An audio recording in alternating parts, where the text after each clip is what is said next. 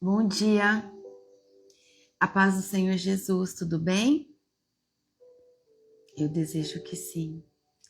Obrigada, Senhor Jesus, por mais um dia.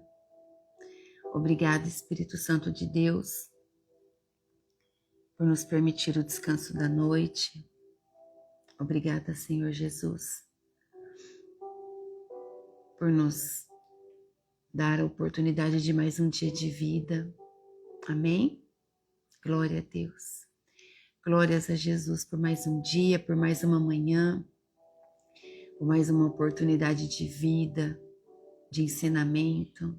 Amém? Bom dia, Arthur. Bom dia, meu esposo querido. Deus abençoe sua viagem de volta para casa.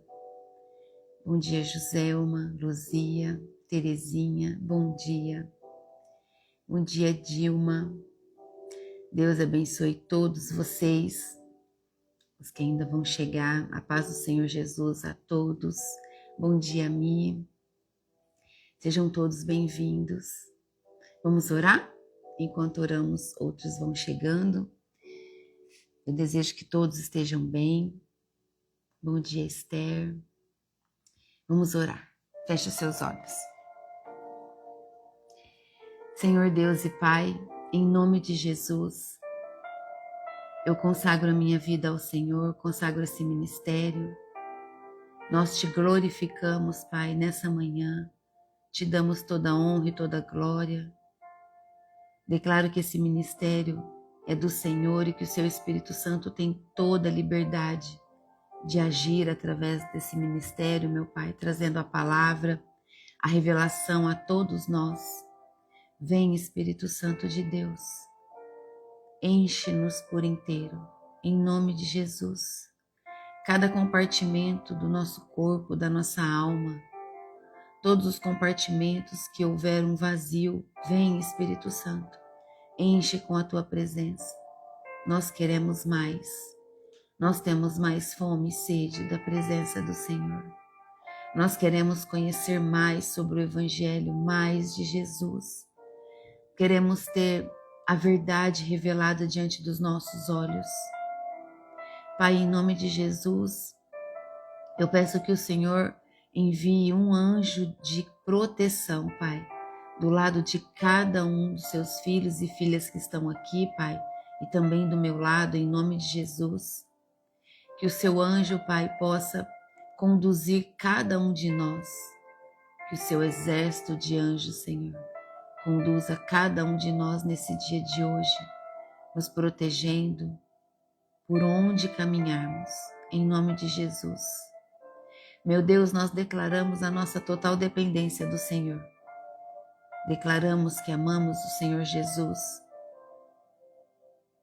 e que toda honra e toda glória, todo louvor e adoração sempre daremos a Ele, nosso único Salvador.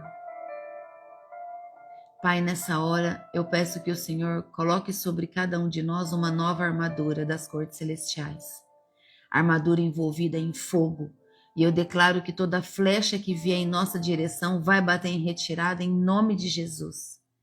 Coloca, meu Deus, sobre nós o novo capacete da salvação, uma nova couraça da justiça, o cinturão da verdade, as botas do evangelho da paz, o escudo da fé e a espada do Espírito, em nome de Jesus. Assim, meu Deus, nós estamos debaixo da tua cobertura espiritual, da armadura do teu poder, Pai. Estamos debaixo das suas asas, Senhor. E em nome de Jesus nós estamos posicionados para viver esse dia de hoje, porque a nossa guerra é espiritual. É contra o que não vemos, mas sabemos que é muito mais real do que o que vemos. Por isso, Pai, fortalece-nos em fé. Em nome de Jesus. Espírito Santo, nos ajude a ser mais obediente. Nos ajude, Espírito Santo, a obedecer mais aos pedidos do nosso Senhor, aos comandos do nosso Pai. Queremos ser obedientes. Queremos que o nosso posicionamento seja exemplo na vida de outras pessoas, em nome de Jesus. Meu Deus, nessa hora eu peço ao Senhor, em nome de Jesus, unidos com todos que estão aqui, Pai, que o Senhor envie um anjo de cura em cada lar onde há um enfermo, Pai. Seja qual for a enfermidade. Para o Senhor, uma dor de cabeça, Pai, e um câncer é a mesma coisa, porque o poder é teu e o Senhor tem o poder de curar todas as enfermidades. Assim nós cremos. Pai, que o seu anjo de cura, que os seus anjos, Pai, de cura visite cada lar, em nome de Jesus. Que durante essa live, Pai, a nuvem de cura, a nuvem de glória, desça no ambiente onde há um enfermo, em nome de Jesus. E que os seus anjos operem a cura, pelo teu poder, meu Pai, e pelo poderoso nome santo de Jesus Cristo, pelo poder do sangue de Jesus, que os seus anjos operem a cura, que toda enfermidade saia em nome de Jesus, em nome de Jesus. E eu peço ao Senhor em especial, que o seu anjo, Pai, visite o quarto onde está o meu filho Heitor, e que durante a hora dessa live, o seu anjo trate de maneira sobrenatural, no nome santo e poderoso de Jesus. É isso que nós oramos, meu Pai, e te pedimos de todo o nosso coração, por todos os enfermos, de todos os familiares, Pai, que estão nessa live, os que virão, os que assistirão depois também, meu Deus. Em nome de Jesus, eu louvo ao Senhor pela vida de cada um dos seus filhos e filhas que estão aqui, meu Pai. E declaro que eles estão debaixo da cobertura espiritual desse ministério. Em nome de Jesus. Amém. Amém? Louvado seja o nosso Senhor Jesus. Glória a Deus. Aleluia. Obrigada, Jesus. Toda honra e toda glória ao Senhor.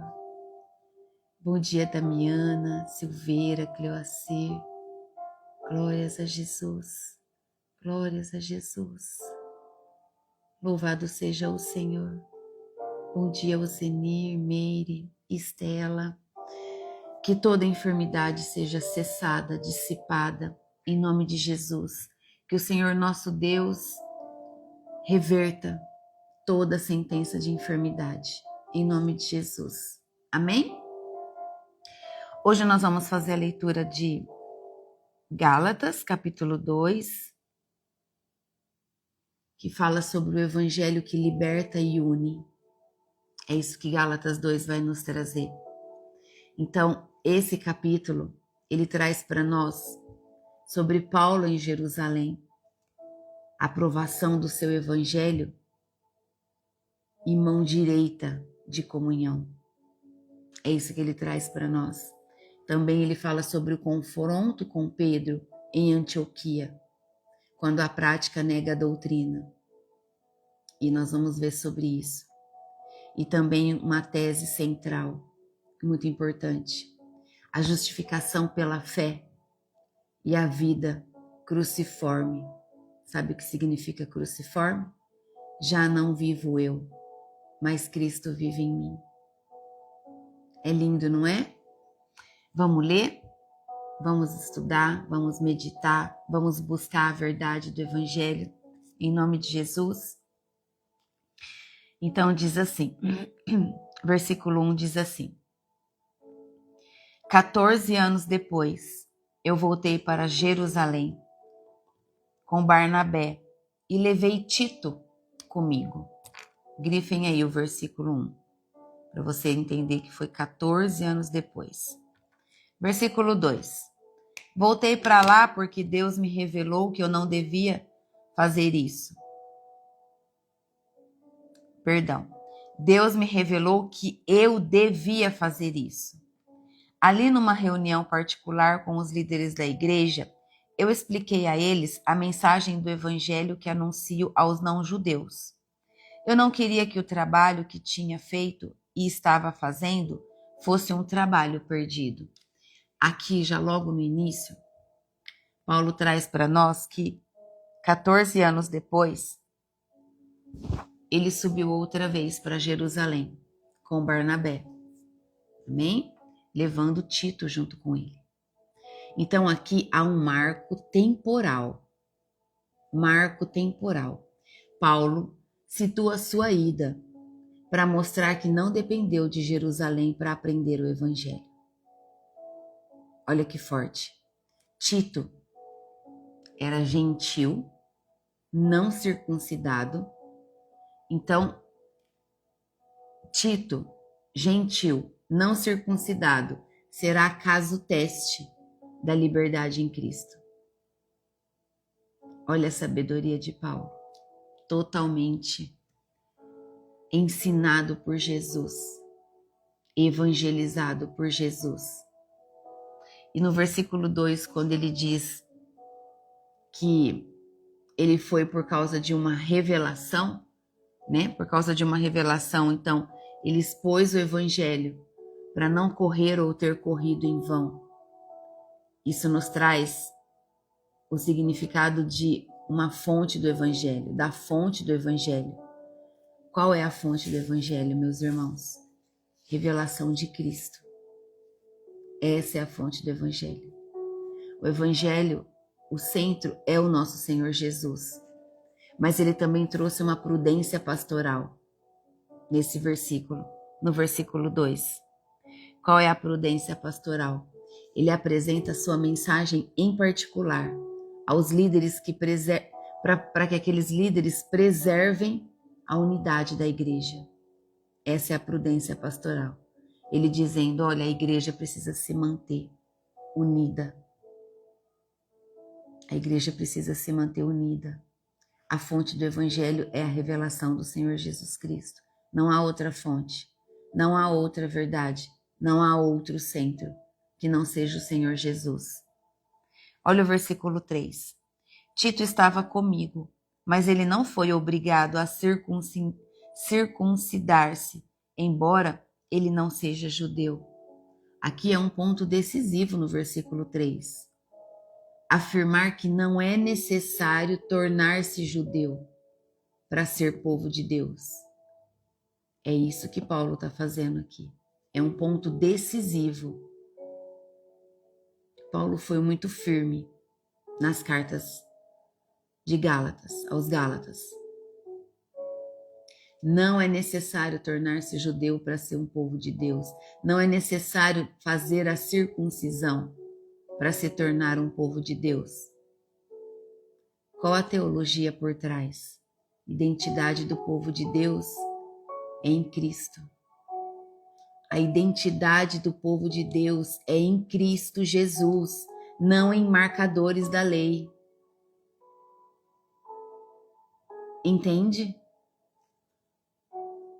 O povo de Deus é aquele que crê em Jesus Cristo, aquele que o ama, aquele que o segue, aquele que o ama. Quando nós amamos Jesus, nós somos cheios da presença deles, da presença de Cristo. Então não somos nós mais que vivemos, mas Cristo que vive em nós. E se é Cristo que vive em nós, naturalmente nós teremos o caráter de Cristo, a humildade de Cristo, o amor de Cristo, e a lei não cabe mais em nós, porque a lei é para quem não conhece o Senhor Jesus. A lei é para quem não o ama, para quem não o tem como único Senhor e Salvador. Meus irmãos, eu escrevi um negócio aqui ontem na minha Bíblia há muito tempo, e eu vou ler para vocês. A lei mata. A lei mata e a glória vivifica. Entende? Conforme nós formos lendo, vocês vão entender isso. A lei mata e a glória vivifica a nossa vida.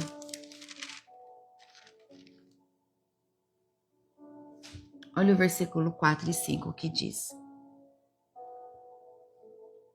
Versículo 4, meu está grifado.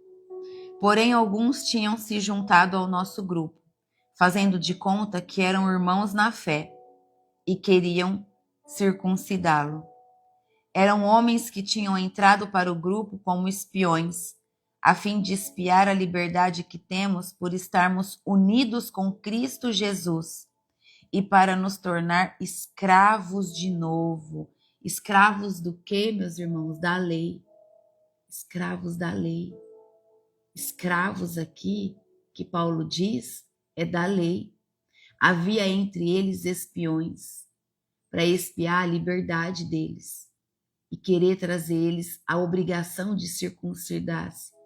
Se eles já estavam com Cristo, caminhando com Jesus, crendo, o amando, sendo seguidor dele, eles já estavam com Cristo. Eles não precisavam da lei para ser povo de Deus. Entende? Olha só, eram falsos irmãos. Queriam reduzir eles à escravidão, aos quais nem por uma hora eles se submeteram, para que a verdade do evangelho permanecesse. Eles não se submeteram a isso. Qual foi o conflito real? Legalismo travestido de zelo, revestido de zelo. Sabe aquela bajulação? Cuidado com a bajulação. Muitas vezes quem está te bajulando está preparando uma armadilha para você. Cuidado. É isso que Paulo fala aqui. Há um conflito real aqui. Às vezes, o zelo em excesso, cuidado, peça discernimento espiritual. A verdade do evangelho, a verdade do evangelho, presta atenção, não é só doutrina correta, mas ordem social, coerente com a graça. O que é isso? Liberdade, o acolhimento aos gentios.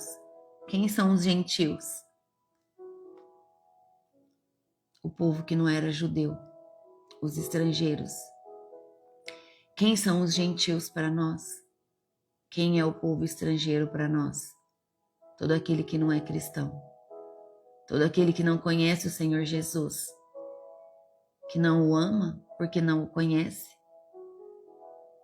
Ou aquele que já ouviu falar, mas não teve a oportunidade de ouvir a verdade do evangelho, conhece só uma parte, não conhece o evangelho todo.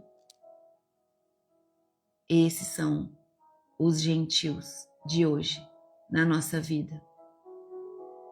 Nós precisamos ceder um pouco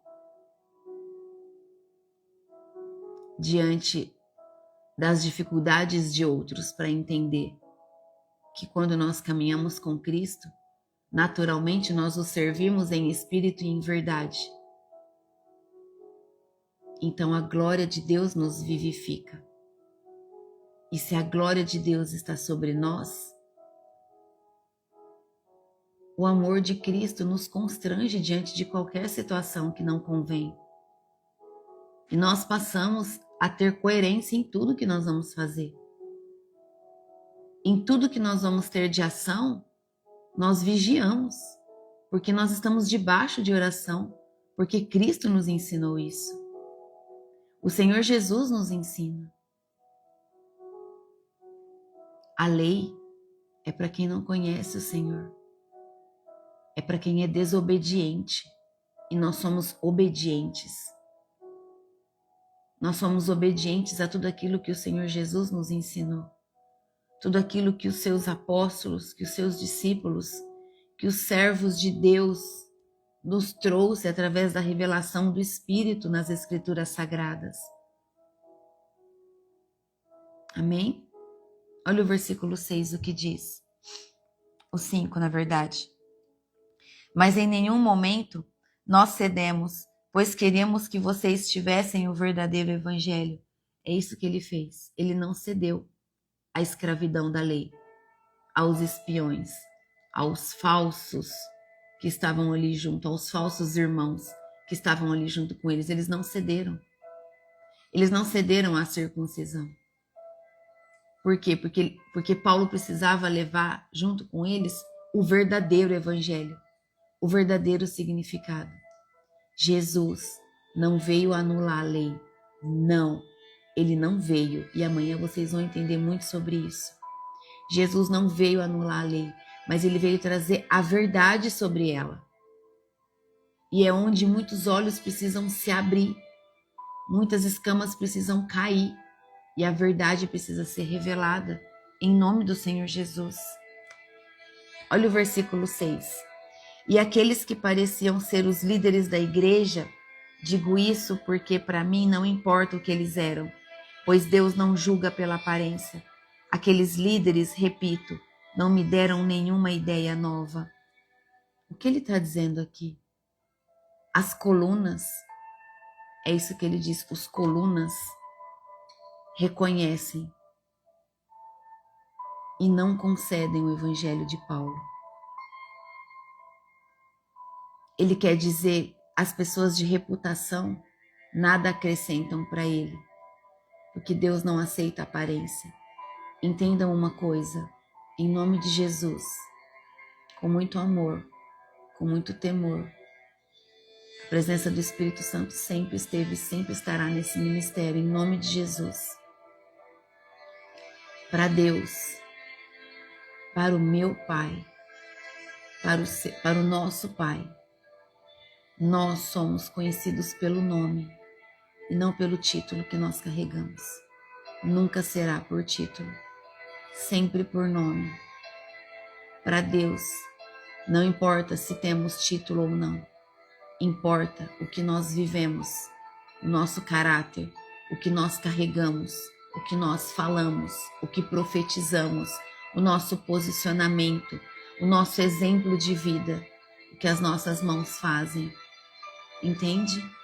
É isso para Deus que importa. Não existe título na eternidade. Existe que somos filhas e filhos de Deus. É isso que importa para Deus. Títulos existem na terra para que haja ordem, porque o povo precisa de ordem. O povo precisa de uma liderança para se manter em ordem, para que não vire uma bagunça. Mas para Deus, um membro pode ser mais puro do que um líder que está no altar. Então, não fiquem presos a títulos. Faça o que você sabe que o Espírito Santo pede para que você faça todos os dias da sua vida. Em nome de Jesus, se posicione. Viva de forma com que o teu pai te olhe como filha, como filho e se alegre ao olhar para você, independente do título desse mundo. Amém? Dê o seu melhor. Transborde amor, transborde verdade. Carregue o Espírito Santo em você. Que não seja você a caminhar, mas o próprio Cristo, que ao caminhar você exale luz e amor por onde você passar. Que em todos os ambientes que você entrar, que a glória de Deus se manifeste naquele lugar. Em nome de Jesus, Deus nos julga pela verdade e não por prestígio. Deus nos julga pela verdade que nós vivemos, por aquilo que nós carregamos e geramos. Verdade do Evangelho, vida do Evangelho, posicionamento. Amém? Em nome de Jesus. Olha o versículo 7. Pelo contrário, eles viram que Deus me tinha dado a responsabilidade de anunciar o Evangelho aos não-judeus, assim como tinha dado a Pedro a responsabilidade de anunciá-los aos judeus. Então a Pedro, Deus deu a responsabilidade de anunciar aos judeus e a Paulo aos não-judeus. Olha o versículo 8.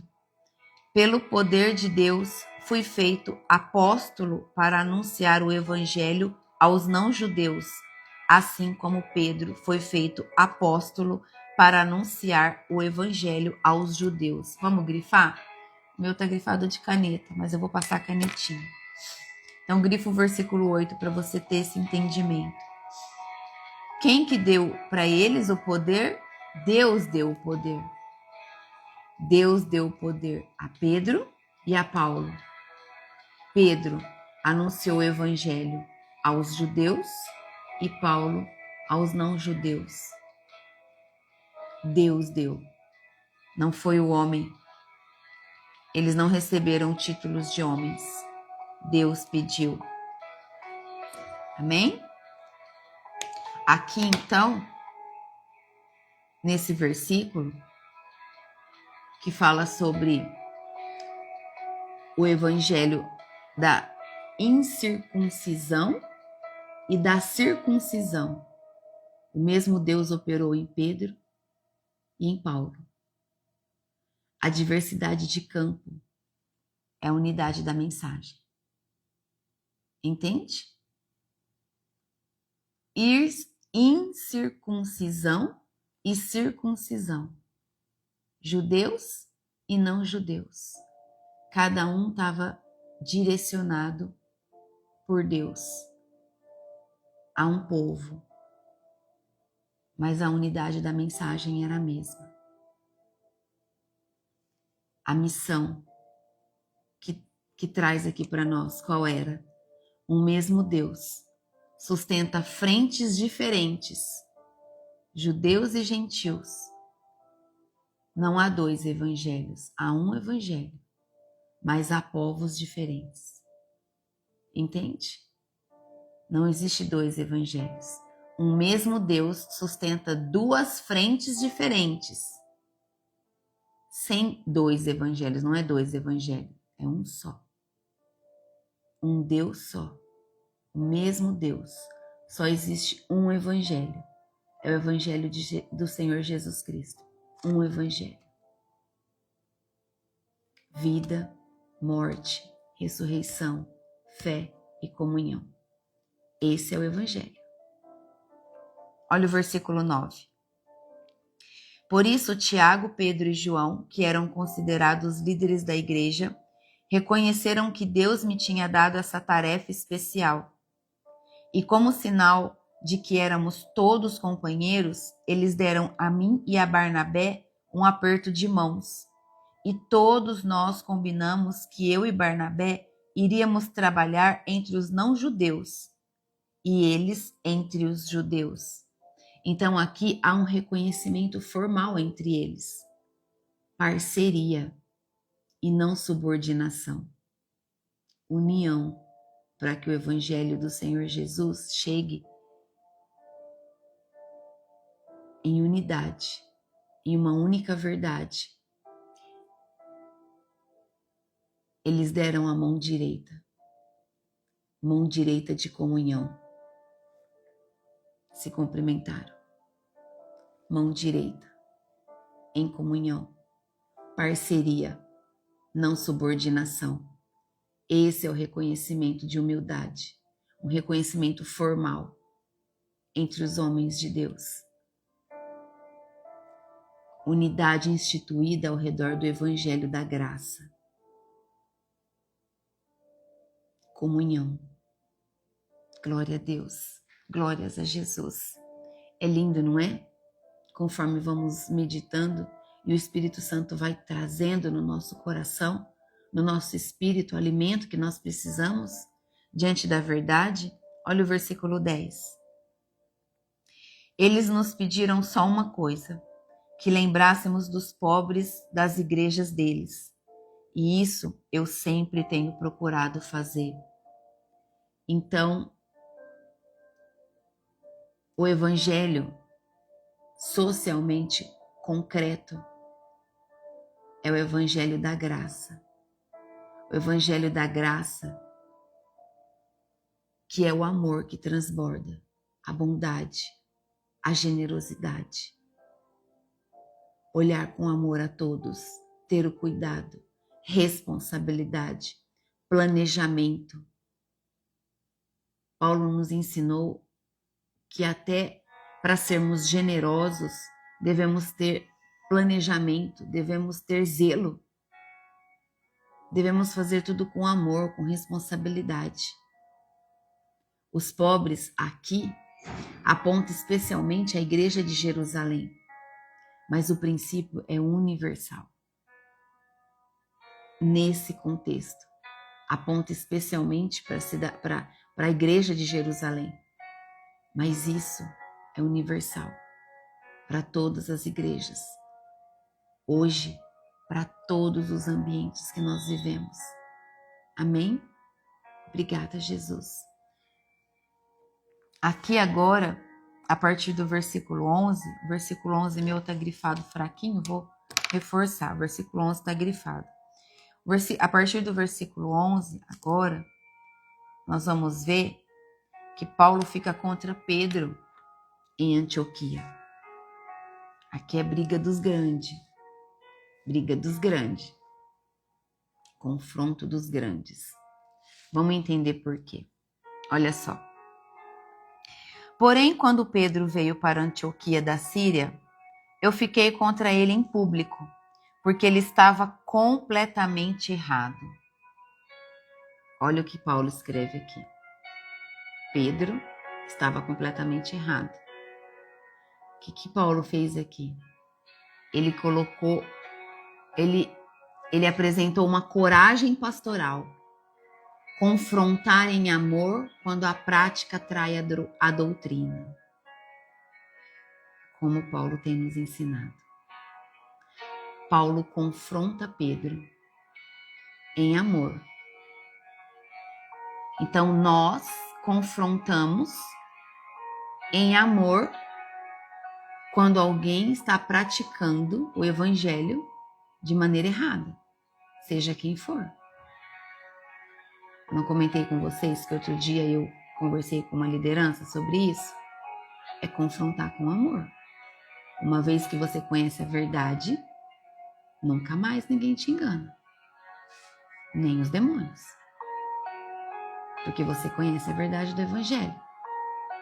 Então aqui, Paulo, já logo no início, isso é uma coragem pastoral. Uma coragem porque conhece a verdade. Tá bom?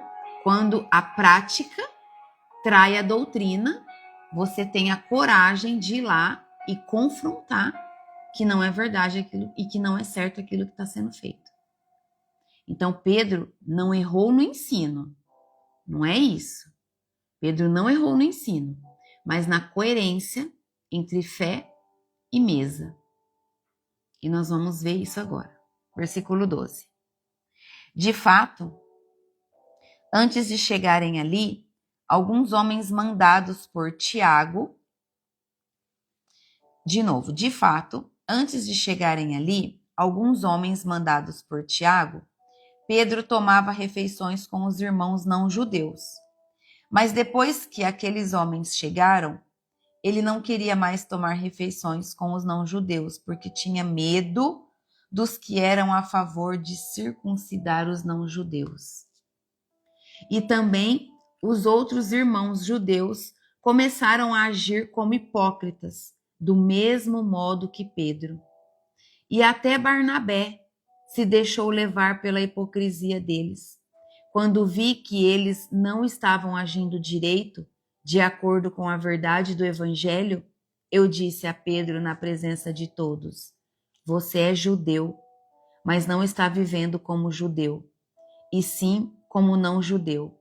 Então, como é que você quer obrigar os não-judeus a viverem como judeus? Olha a coragem pastoral de Paulo, a autoridade de Paulo diante de Pedro. Ou seja, antes, Pedro comia com os gentios. Depois que ele viu que os que caminhavam com Paulo estavam chegando, ele apartou-se, saiu, temendo da circuncisão. Veja que mesa, nós sabemos e respeitamos muito. Mesa é um momento de comunhão. Mesa é um momento sagrado. É um momento em que nós nos sentamos, chamamos a presença do Senhor, nos alimentamos ou oramos, né? Podemos nos assentar para orar e estudar, podemos nos assentar para fazer as nossas refeições, para sentar em comunhão com outras pessoas e falar do Senhor, do amor dele. Mesa é momento de comunhão. O Senhor Jesus nos ensinou isso. Romper a mesa reergue o muro. Romper a mesa, usar a mesa de maneira errada, reergue muros. Está lá em Efésios 2,14. Entenda que, por isso que um dos posicionamentos da minha família quando eu voltei do método Destiny, quando eu fiz, eu decidi que nunca mais na nossa mesa teria nem TV e nem celular. Primeiro posicionamento. A mesa é do Senhor. Aqui, quando Pedro recuou, qual foi a raiz do recuo? Quando ele se levantou da mesa? Medo. Medo de pressão social, porque ele sabia que o que ele estava fazendo era errado. Ele teve medo, por isso ele recuou. Qual o poder do exemplo aqui? Porque o versículo 13 diz que também os demais judeus dissimularam com ele, né? A ponto de Barnabé ser levado. O poder do exemplo, que é um desvio de líder, arrasta muitos. Se um líder se desvia do propósito pelo qual Deus o colocou para fazer, as suas ovelhas também se desviam. Você entende como isso é forte? Se um líder se corrompe, se um líder se desvia, os que estão com ele acreditando que o que ele está fazendo é certo, fazem também.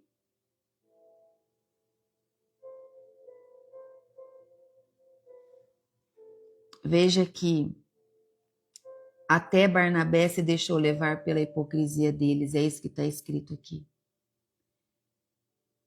A hipocrisia, confessar a graça e praticar segregação. Entende? Nós precisamos orar mais, vigiar mais, buscar a presença do Pai, pedir humildade, olhos de amor e não de julgamento. Nós não somos obrigados a ficar em lugar nenhum. O único lugar que nós devemos ficar, porque é o lugar que nós temos que estar, é na presença do Pai, é na presença do Senhor. Entende? O único lugar que devemos estar é na presença do Pai. Para todos os outros, nós temos a opção de escolha.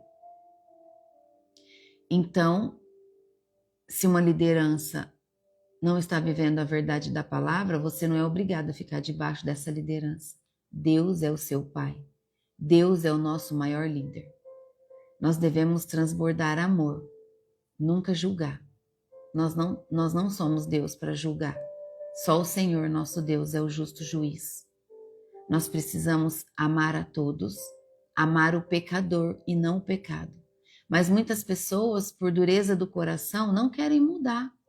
Querem viver e continuar vivendo como estão. Então não cabe a nós. É o Espírito Santo que convence. Entende? Glória a Deus. Obrigada, Jesus. Se sentarmos com a família dia a dia para a refeição, é errado orar sozinha por esses? Não professar a mesma fé? E sentimos constrangido de rejeição, como devemos agir diante dessa situação? Se sentamos à mesa junto de pessoas que não profetizam da mesma fé, quando eu me assento, por exemplo, eu fui chamada para fazer uma refeição e nós estamos em uma mesa de um restaurante que tem várias pessoas. Vamos pensar em um negócio, né? Que é mais difícil do que família.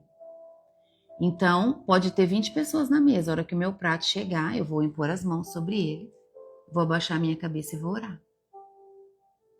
Porque eu não estou nem aí para o que os outros pensam. Eu tenho um compromisso com o Pai. Então eu vou orar. Senhor Deus, em nome de Jesus, eu peço que o sangue de Cristo seja derramado sobre esse alimento. E que toda oração contrária ao teu governo, que toda palavra contrária ao teu governo, Pai, seja anulada e quebrada em nome de Jesus. Para que esse alimento seja santo e dele eu possa me alimentar. Em nome de Jesus, amém. Então, em uma mesa com todos desconhecidos ou em uma mesa entre familiares, eu não deixo de orar. Agora, você pode pedir, por exemplo, eu posso agradecer o alimento? Porque, às vezes, sendo família, é mais fácil se posicionar dessa forma, se você sentir a liberdade. Eu posso abençoar o nosso alimento?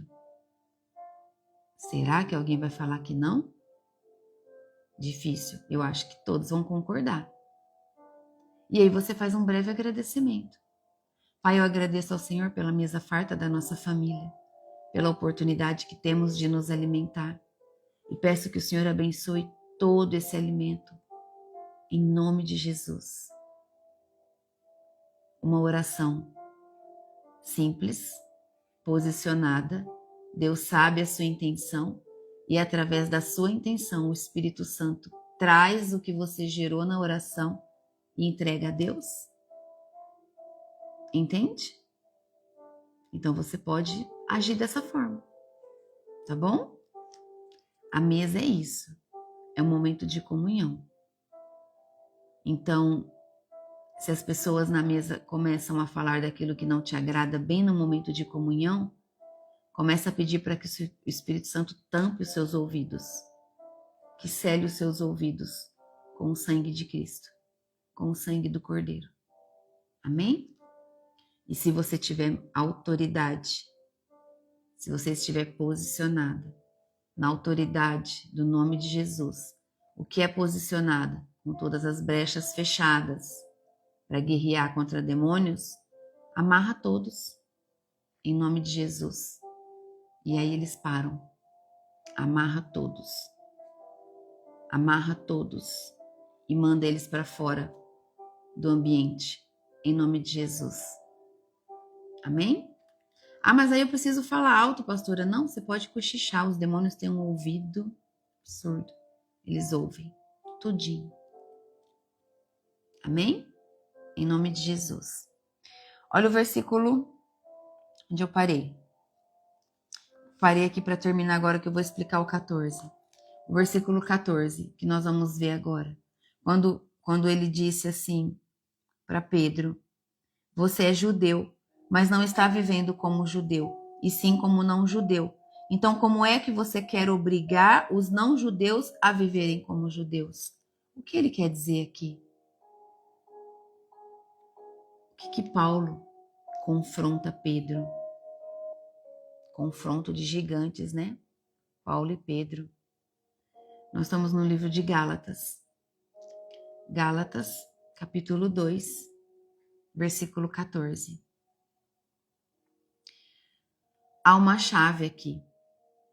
O evangelho é verdade doutrinária e relacional. Paulo acerta o alvo aqui. Não é etiqueta cultural, é incoerência com a cruz. É isso que estava acontecendo ali. Incoerência com a cruz. Eles não estavam procedendo corretamente quanto à verdade do evangelho. Por isso Pedro foi confrontado. E diante da pressão e do medo, ele recuou. Ele sabia que ele não deveria estar ali, pelo posicionamento, pela autoridade de Deus que ele carregava. Ele sabia. Olha o versículo 15, quando nós vamos entrar na parte que diz os judeus, sobre os judeus e os não judeus, né? Os judeus e os não judeus são salvos pela fé. Olha o que diz. O fato é que nós somos judeus de nascimento e não pecadores não judeus, como eles são chamados. mas sabemos que todos somos aceitos por Deus, que todos são aceitos por Deus somente pela fé em Jesus Cristo e não por fazerem o que a lei manda. Assim, nós também temos crido em Jesus Cristo, a fim de sermos aceitos por Deus pela nossa fé em Cristo e não por fazermos o que a lei manda, pois ninguém é aceito por Deus por fazer o que a lei manda. Sabemos que o homem não é justificado pelas obras de Deus, e sim mediante a fé em Jesus Cristo. Nós sabemos disso. Então aqui, a doutrina núcleo que diz assim, ser declarado justo por Deus, é a justificação. O que é a justificação? É sermos declarados justificados por Deus. Nós somos justificados por Deus. Obras da lei inclui a obediência à lei como base de justiça. Então, olha só. As obras da lei inclui a obediência à lei, não é? A obediência à lei como base de justiça? O que seria isso? A circuncisão, regras alimentares e toda performance legal. Então aqui, quando ele fala que ninguém é aceito por Deus por fazer o que a lei manda, é isso que Paulo está dizendo. Não é a circuncisão que vai fazer a pessoa ser salva. É o que ela vive. É crer em Jesus. É o que a pessoa carrega. É a fé. É a verdade do Evangelho em você, naquilo que você vive. Sobre fé em Cristo versus fidelidade de Cristo, ambas as ênfases são bíblicas. A nossa fé em Cristo é a objetividade e a fidelidade e a obediência de Cristo até a cruz é a subjetividade. Então, entenda assim, ó, sobre fé em Cristo e fidelidade em Cristo, objetiva e subjetiva. A nossa fé em Cristo e a nossa fidelidade em obediência com Cristo até a cruz. Entende?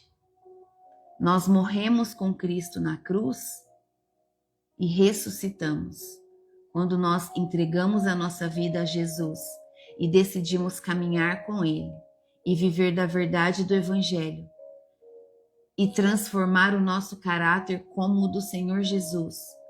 Viver com um coração humilde e quebrantado como o dele. Então nós morremos na cruz e renascemos de novo. Nós ressuscitamos com Cristo. Porque aquele velho homem desceu nas águas, morreu e nasceu de novo. Amém? Em nome de Jesus. Essa fé. Por essa fé nós somos justificados e recebemos a salvação. Somos justificados por Deus. Somos justificados por Deus por causa de Cristo. A nossa fidelidade, a sua fidelidade. E por meio da fé, o que é a fé? A nossa resposta é o sim. Sim, Senhor. Sim, Senhor. Eis-me aqui. A nossa resposta é a nossa fé. Sim, Senhor. Usa-me, capacita-me, fortalece-me. Me ensina, me conduz. Sim, Senhor, eis-me aqui. Entende? Nós somos justificados por causa do nosso Senhor Jesus Cristo. Porque assim como Jesus foi fiel, a nossa fidelidade nos justifica através da vida dele. Amém? Obrigada, Jesus.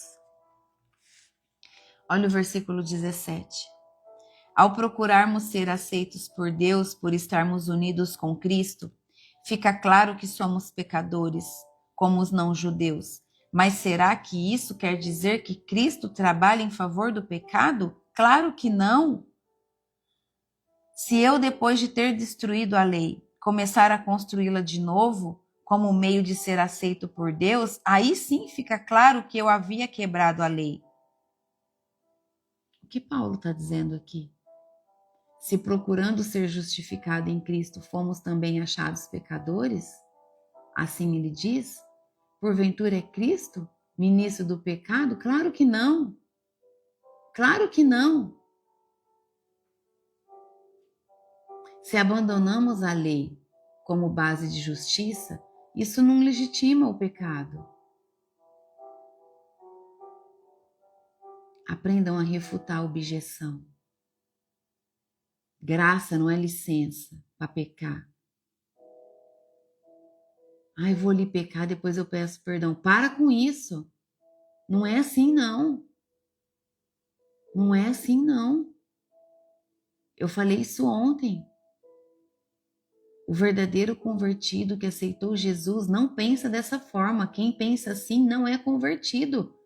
Pode ter descido nas águas, não é convertido. Ele foi convencido a se batizar, mas ele não se converteu.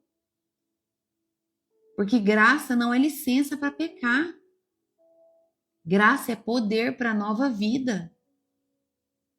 Está lá em Romanos 6. Graça é poder para uma nova vida que nós vivemos com Cristo. Obrigada, Jesus. Quando ele diz se torna a reconstruir aquilo que destruí, a mim mesmo me constituo transgressor. É isso que ele diz no versículo 18. Então, voltar ao legalismo, depois de abraçar a graça, é reerguer o sistema que condena. Que isso? Misericórdia. Misericórdia. Em nome de Jesus, que os seus olhos se abram para isso. Como pode voltar ao legalismo? Como pode um cristão posicionado debaixo da graça voltar ao legalismo? É como abraçar a graça. É reerguer o sistema que condena. A lei mata. A graça vivifica. A lei mata. E a graça vivifica. Foi o que eu escrevi de caneta ali, que eu li para vocês logo no início. Transgressão aqui é negar a suficiência da cruz. Se a pessoa abraçar a lei, ao invés de abraçar a graça, então Jesus morreu na cruz em vão? É isso que você está dizendo? Não, meus irmãos, não é isso.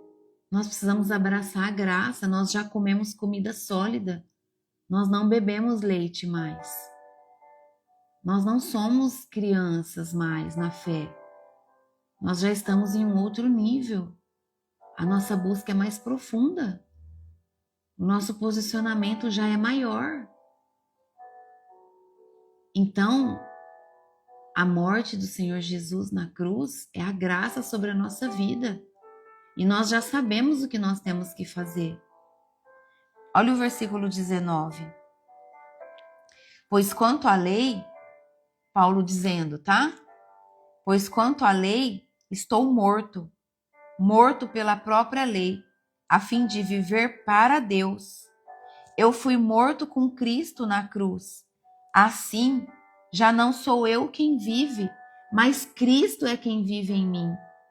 E essa vida que vivo agora, eu a vivo pela fé no Filho de Deus que me amou e se deu a si mesmo por mim. Eu me recuso a rejeitar a graça de Deus, pois se é por meio da lei que as pessoas são aceitas por Deus, então a morte de Cristo não adiantou nada.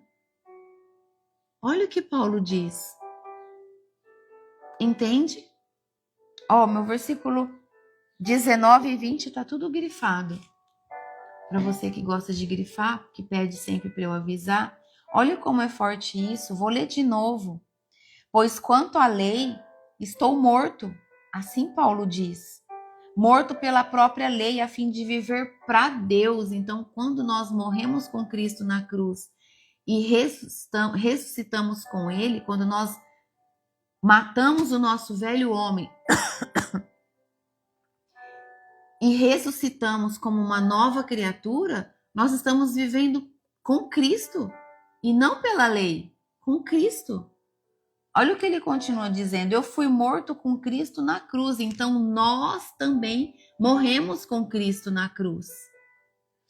Assim, já não sou eu, então não somos nós mais que vivemos, mas Cristo vive em nós, vive em você e vive em mim.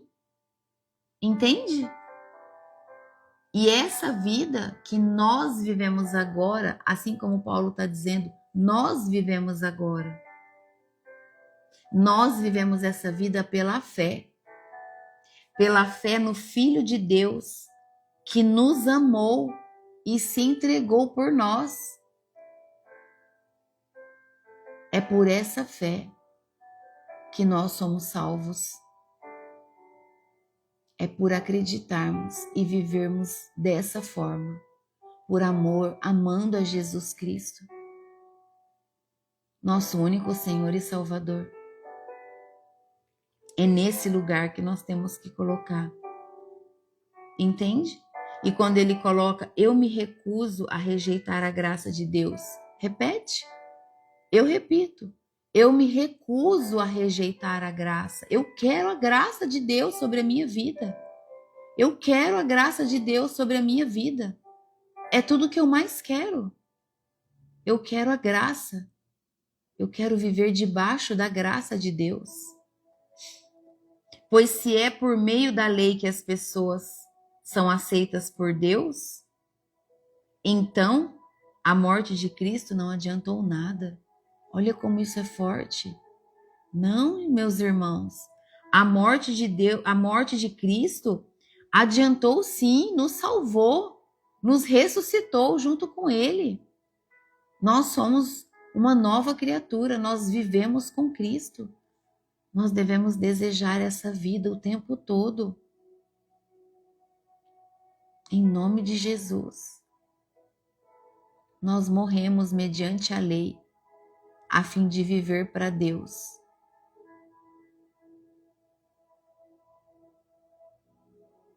Aqui, Paulo nos traz que a lei não é mais o princípio que o define e o julga. A lei não é mais o princípio que o define e o julga. Então isso é para mim e para você. A lei, para nós, não é mais o princípio que nos define e que nos julga. No versículo 20, traz para nós identidade cruciforme. Sabe o que é isso? União com Cristo na morte e na vida. Assim nós estamos unidos com Cristo, na morte e na vida. Aleluia. Obrigada, Jesus. Louvado seja o Senhor. Nós temos essa identidade com o nosso Senhor Jesus. Morremos com Ele e vivemos com Ele. Morremos com Ele e hoje vivemos com Ele. Não é lindo isso? Obrigada, Jesus. O afeto como base, sabe qual é? Ele nos amou e se entregou por amor a nós. O amor que precede a obediência.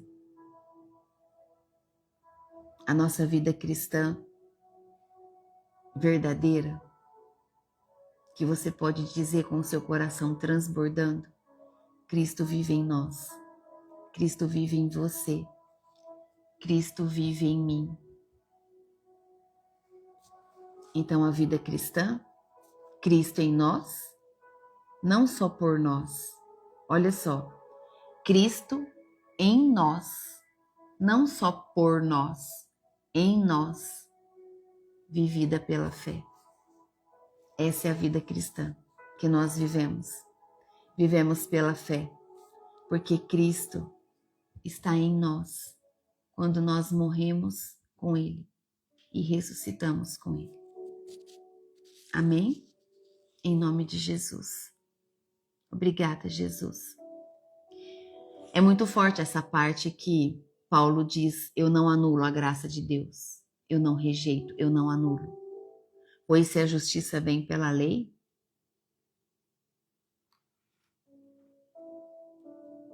foi em vão Jesus morrer na cruz. É isso que ele diz. E eu estou repetindo para que você nunca se esqueça disso. Uma conclusão aqui, uma conclusão contundente para você. Qualquer sistema de mérito esvazia a cruz. Qualquer sistema de mérito esvazia a cruz. Ou é graça ou é mérito. Não há terceiro caminho. O evangelho é só um. A verdade é Cristo. É unidade. É comunhão. É verdade. É comunhão. Igreja unida em comunhão, vivendo o verdadeiro evangelho. Graça e não mérito. Então, ou é graça ou é mérito. Não há um terceiro caminho.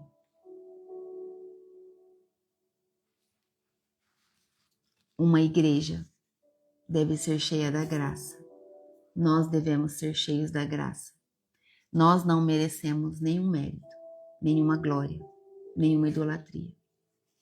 Nunca, nunca. O Senhor sempre vai nos usar. E que cada dia mais sejamos vasos nas mãos do Senhor. Que ao final de uma palavra, que ao final de um ensino, nunca, nunca, nunca seja o meu nome ou o teu nome a ser lembrado, mas sim a mensagem que o Senhor Deus trouxe, porque toda a glória dele é para que o nome dele seja exaltado, que nós somos vasos nas mãos dele. Amém?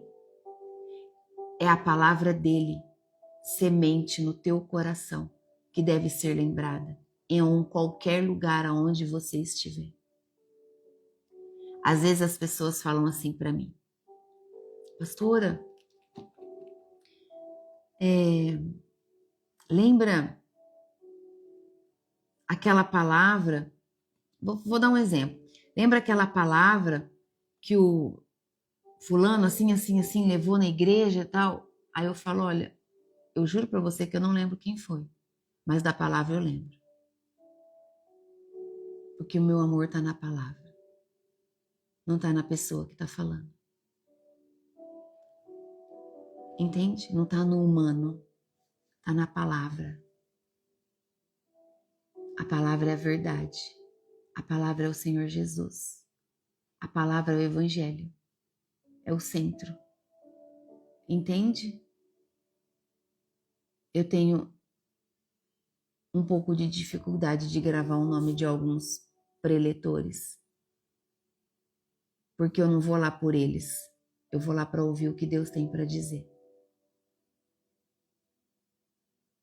Então entenda que a igreja não pode idolatrar quem está falando. Isso não é de Deus. Idolatria é pecado. É contra o governo de Deus. Nós precisamos focar. Às vezes, já aconteceu comigo, pode ter acontecido com vocês, de eu me sentar para ouvir a palavra nesses tempos todos, nesses anos todos, eu sempre gostei de conhecer muitas igrejas, de ouvir a palavra em vários lugares para buscar conhecimento. E aí, então, o pregador ele tem um tom que não me agrada muito para falar, um tom de voz, né? Tem os que falam calmo, tem os que falam alto, tem uns que gritam, mas tem uns que gritam muito. E então, quando eu me vejo em um ambiente em que quem está pregando não se encaixa muito da maneira com que eu consigo ouvir com discernimento, então ali eu oro. Então eu estou te ensinando isso. Porque eu não estou lá por ele, pelo preletor, eu estou pela palavra que ele tem para entregar. Então eu peço ao Senhor, Pai, passa um filtro nos meus ouvidos. Eu repreendo todo espírito de distração. E eu não quero ouvir o tom de voz que está sendo dito. Eu quero ouvir o Senhor falar. Então coloque filtros nos meus ouvidos para que entre a verdade da palavra que está sendo dita e não a altura da voz que está sendo colocada no altar. A performance. Entende? Deus não está preocupado com performance. Então já aconteceu comigo. Então por isso eu não sou muito ligada em nomes. Mas se a pessoa me mostrar a foto, eu lembro desse rosto, mas eu não lembro do nome. Lembra que eu falei para vocês no começo? Para Deus, todos nós somos iguais. Somos chamados pelo nome. Eu sou a Kelly. Você é a Meire, é a Damiana, é a Michele, entende? Não importa o título para Deus.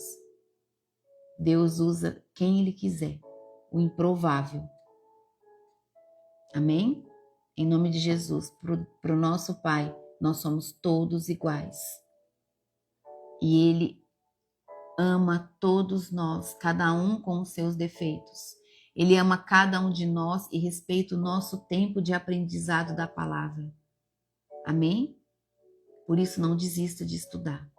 Não desista de buscar o Evangelho, em nome de Jesus. Unidade do povo de Deus significa mesa sem muros. Mesa sem muros, unidade.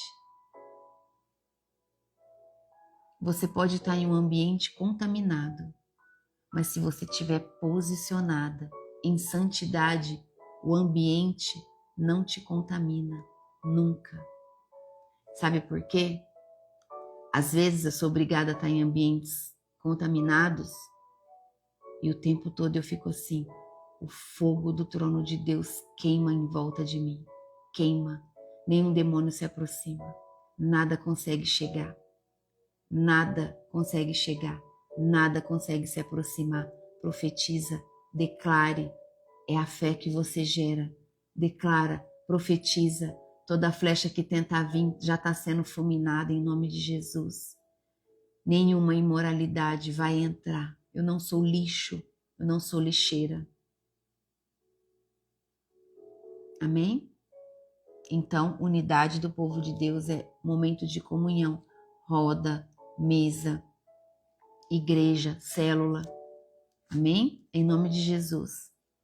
E nunca se esqueça que a justificação pela fé, a nossa justificação, ela é mediante a nossa fé, é pela graça de Deus sobre nós, mediante a nossa fé. Status recebido não nos justifica. Amém? Em nome de Jesus. Qual é a ética do Evangelho? Gálatas é muito importante para a nossa vida. Muito importante. Se está te edificando, encaminha para quem precisa ser edificado. A ética do Evangelho é a doutrina, que é a doutrina certa, ela exige prática coerente de nós. Essa é a ética do Evangelho. Vivermos o que nós lemos, viver o que nós cremos, viver o que nós falamos. Exige prática, posicionamento. Você tem que viver o que você está falando. Liberdade cristã não é autonomia, é pertencer a Cristo. Somos pertencentes a Cristo e por sermos pertencentes a Ele, temos o selo do sangue de Cristo em nós. Então nós somos propriedades dele. Isso é liberdade cristã. Amém? Lembra da missão em diversidade? Paulo foi direcionado a um povo, Pedro a outro. Um evangelho só, múltiplas frentes. Um evangelho só. Eu estou aqui com vocês, você pode ir para o mercado, o outro para a clínica médica, o outro vai para a igreja, o outro vai para o trabalho. E assim o evangelho vai sendo dissipado em vários lugares. Múltiplas frentes, mas uma única verdade. Não existe outro evangelho. Amém? Obrigada, Jesus. Nós te amamos. Às vezes você ficou com dúvidas sobre mesa sem muros. Mesa sem muros. Pessoas, é como um grupo de pessoas e de origens diferentes. Não coloque muro nas mesas.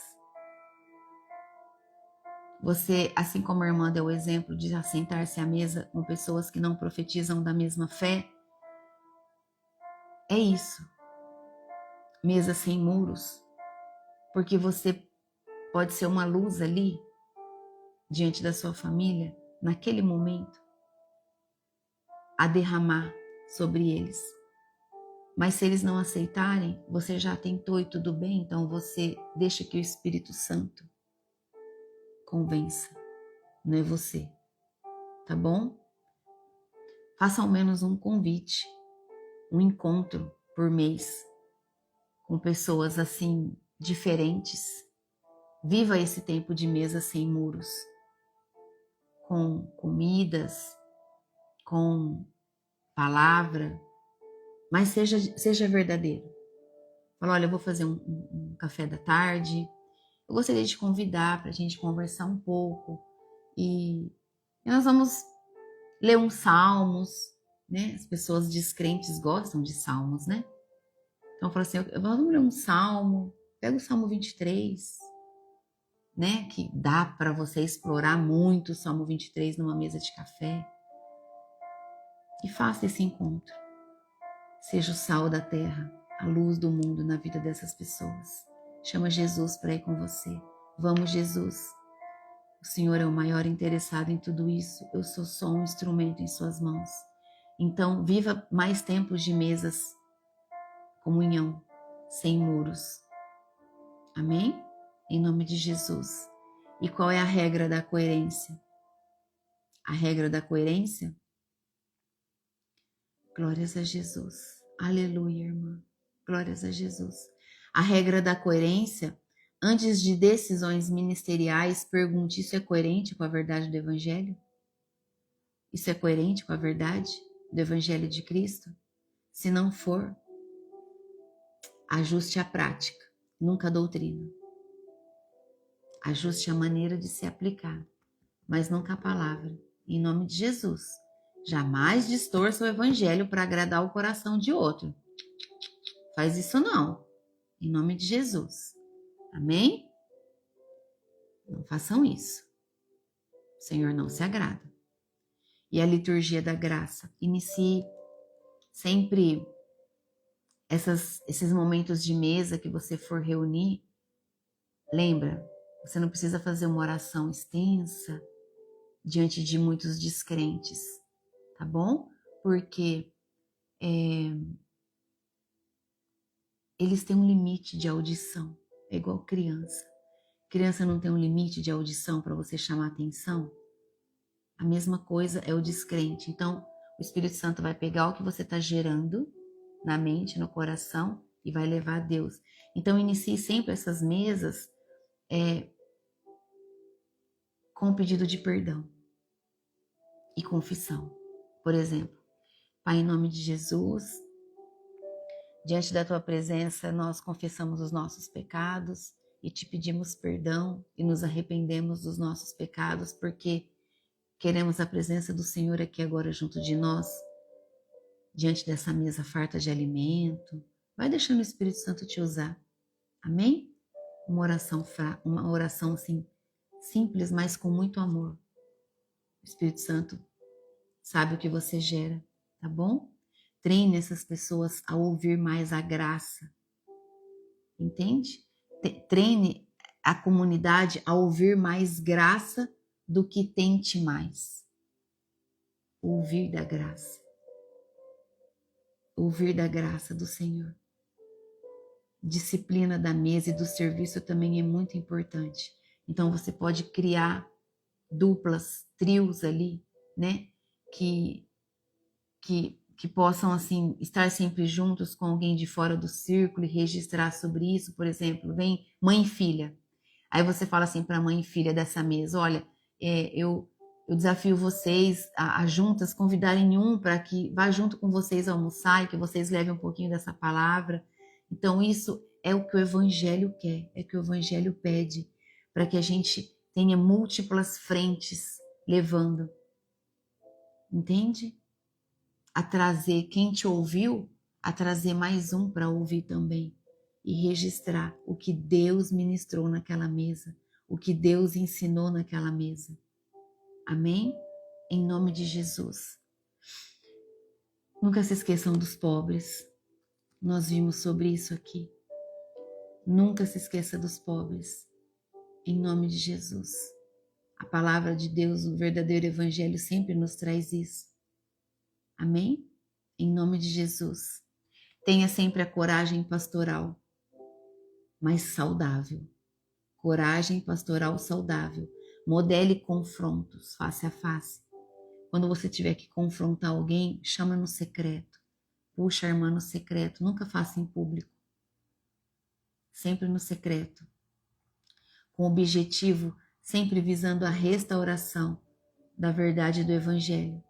Amém? Em nome de Jesus. E sobre a vida cruciforme diária. Morremos com Cristo e vivemos com Cristo.